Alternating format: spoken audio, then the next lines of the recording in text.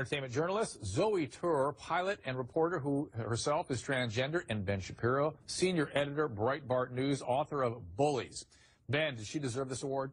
For what?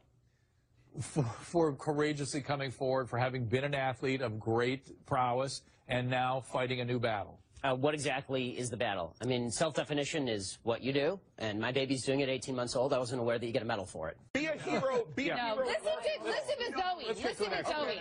Zoe, go ahead. Good try. You have to bifurcate it. Did she deserve the honor? Probably not. Is she brave? Of course she's brave. All those years invested as this sports legend. To come out transgender is horribly difficult. It is the most difficult thing you can do. I've been overseas. I've flown helicopter missions, surveillance missions. I've been shot, stabbed. Being brave is being yourself. And being transgender is about the bravest thing you can do. Did she deserve the award? Yes. Why are we mainstreaming delusion? It's not delusion.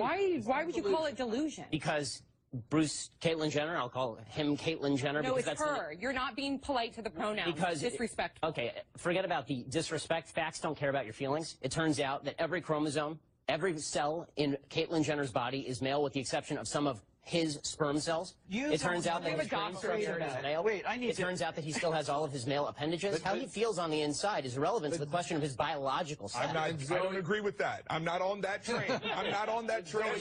She wants to be called she. I'm going to call her she.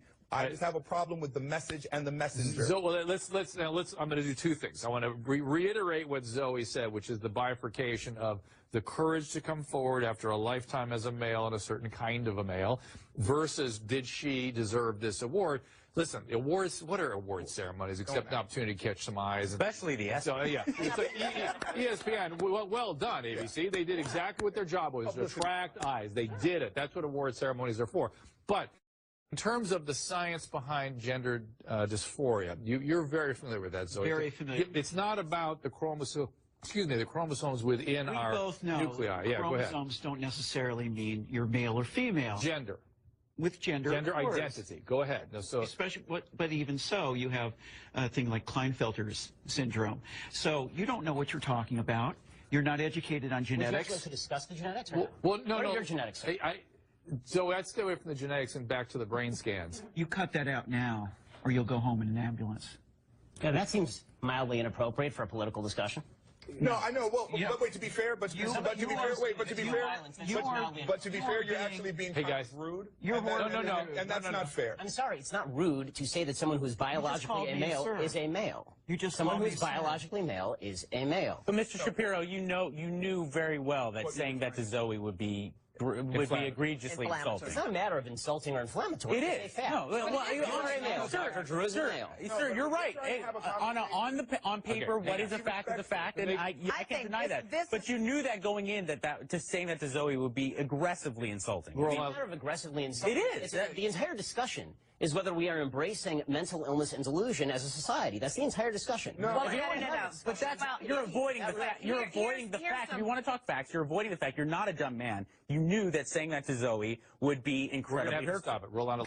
Zoe, you're in that piece. You're saying it wasn't a transgender going at their own pace. It was a product rollout. What are the liabilities to the human being, Caitlyn Jenner, as a result of being a part of this product rollout?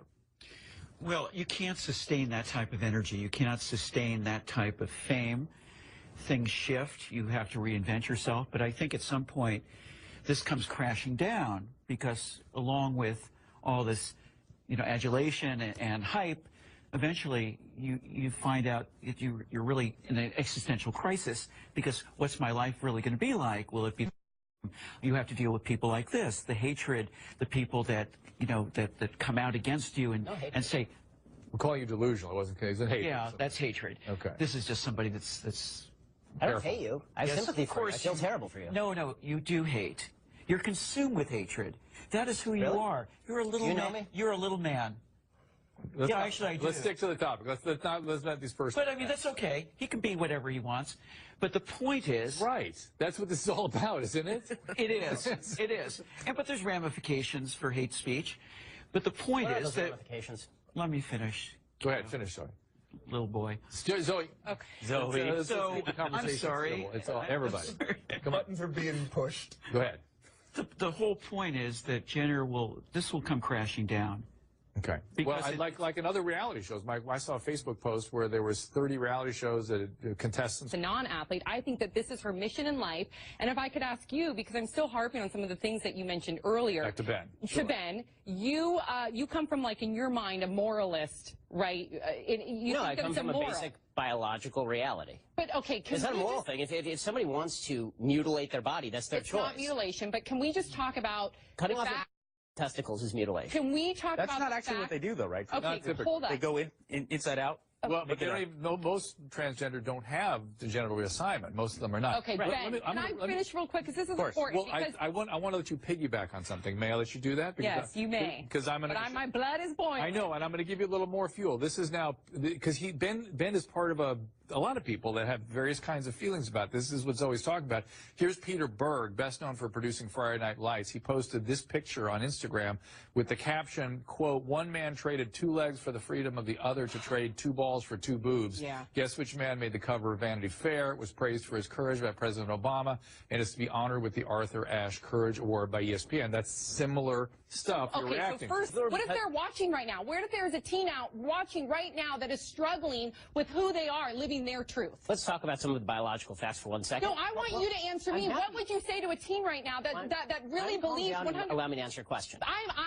I'm full of emotion right now because people die. I've noticed. Clearly, it doesn't bother you because you're sitting there stone-faced and cold-hearted. Of course it bothers me when people commit suicide, which is one of the reasons I don't believe that transgender surgery is the solution, considering that the suicide rate after transgender surgery is precisely the same as the suicide rate before transgender Yeah, because then technically they're not passing, and then they're open for more discrimination. Okay, the transgender suicide rate is approximately 0.8 in every 100. The only comparable suicide rate in human history of which I am aware is Jews living under Austrian and German rule during World War II.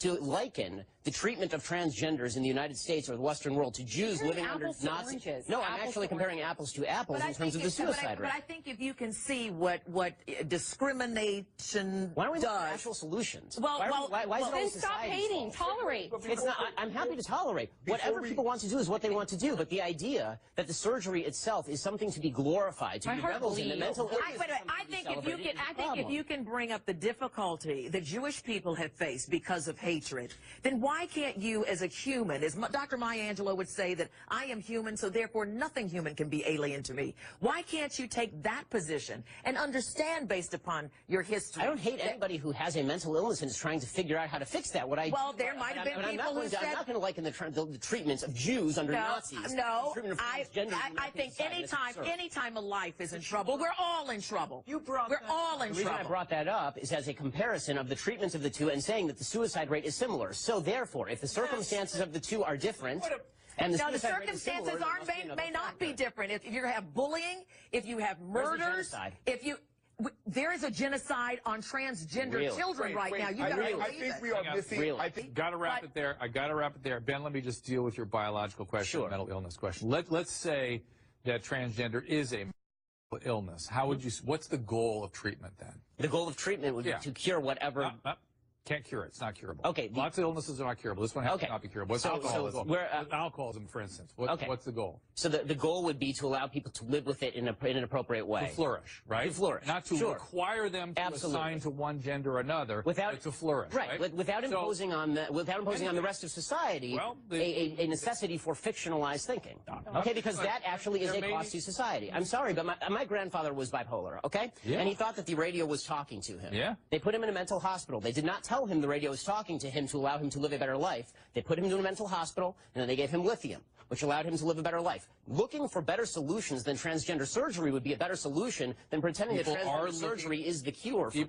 Is editor-at-large at Breitbart.com and the author of Bullies, How a Left's Culture of Fear and Intimidation Silences Americans. So why am I off the rails, Mr. Shapiro? Honestly, Piers, you've kind of been a bully on this issue because what you do, and I've seen it repeatedly on your show, I watch your show, and I've seen it repeatedly, what you tend to do is you tend to demonize people who differ from you politically by standing on the graves of the children of Sandy Hook, saying they don't seem to care enough about the dead kids. If they cared more about the dead kids, they would agree with you on policy. I think we can have a rational political conversation about balancing rights and risks and rewards of all of these different policies, but I don't think that what we need to do is demonize people on the other side as being unfeeling about what happened in Sandy Hook. How dare you accuse me of standing on the graves of the children that die there. How dare you? I've seen you do it repeatedly, Piers.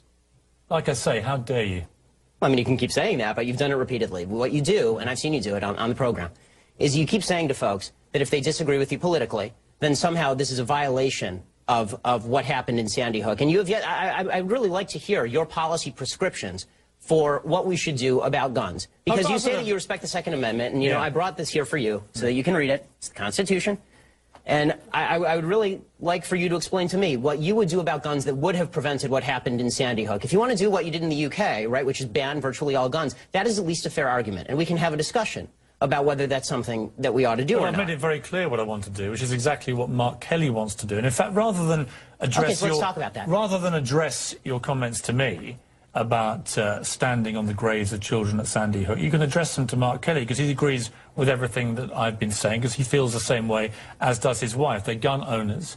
They both respect the Second Amendment of the Constitution. They don't want to take away anybody's right to defend themselves with guns. Well, they want to take away certain types of guns, obviously. They want to take away assault weapons, which are capable, with magazines that we saw at Aurora and Sandy Hook, of unleashing a ridiculous amount of bullets. Well, this is a question I wanted to ask you, Piers, because I've seen you talk about assault weapons a lot, and I've seen Mark Kelly talk about assault weapons. The vast majority of murders in this country that are committed with guns are not committed with assault weapons, they're committed with handguns. Okay, so are you willing to ban handguns in this country across the country? No, that's not what I'm asking for. Why not? Let me ask you... Don't you care about the kids who are being killed in Chicago as much as the kids in Sandy Hook? Yes, I do. Then why don't you care about banning the handguns in Chicago? I wanted to share with you. According to Pew Research, the net worth of white families in 2013 was $141,000. For black families, it was $11,000, even less than the $19,000 it was in 2007. According to economist Edward Wolf of the University of New York, excluding vehicles and other durables, the median black family worth is just $1,700, while 40% of black families have zero or negative wealth. White family worth, in terms of financial worth, is 69 times more than that of black families. Given this disparity, how can you argue that racism is not a driving factor in income inequality? Because it has nothing to do with race and everything to do with culture. And when you have a culture that doesn't... You know what? Explain to me. You explain to me why black kids aren't graduating high school. Explain that one to me. Explain to me why black kids are shooting each other in rates significantly higher than whites are shooting each other. Explain to me why 13% of the population is responsible for 50% of the murder. Explain to me why the number of black kids in prison, not for innocent reasons, not for walking down the street and getting pulled into a prison, is so high. Explain, if it has nothing to do with culture, explain to me why the single motherhood rate in the black community jumped from 20% to 70% in the same course of time that the civil rights movement has made such tremendous strides. Is America more racist now than it was in 1960? And if it is, please explain to me how that happened.